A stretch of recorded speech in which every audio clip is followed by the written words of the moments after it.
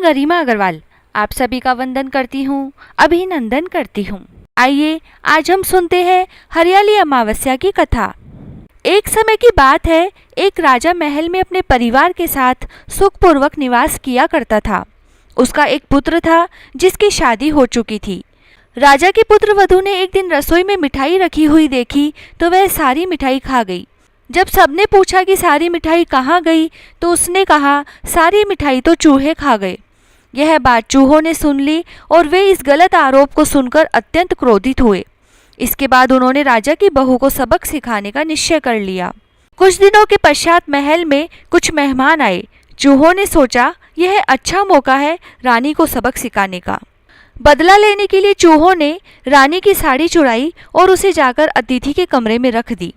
जब सुबह सेवकों और अन्य लोगों ने उस साड़ी को वहां पर देखा तो लोग रानी के बारे में बात करने लगे।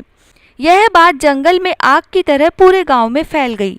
जब यह बात राजा के कानों तक पहुंची तो उसने अपनी पुत्र वधू को महल से निकाल दिया। रानी महल से निकलकर एक झोपड़ी में रहने लगी।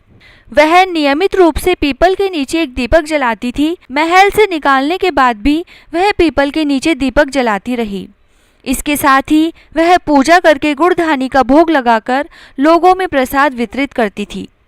इस प्रकार कुछ दिन बीत जाने के बाद एक दिन राजा उस पीपल के पेड़ के पास से गुजरे जहां रानी हमेशा दीपक जलाया करती थी। इस दौरान उनका ध्यान उस पेड़ के आसपास जगमगाती रोशनी पर गया। राजा इसे देखकर चकित रह गए। महल में वापस आने के बाद उन्होंने अपने सैनिकों से उस रोशनी के रहस्य का पता लगाने के लिए कहा। सैनिक राजा के आदेश से उस पेड़ के पास गए।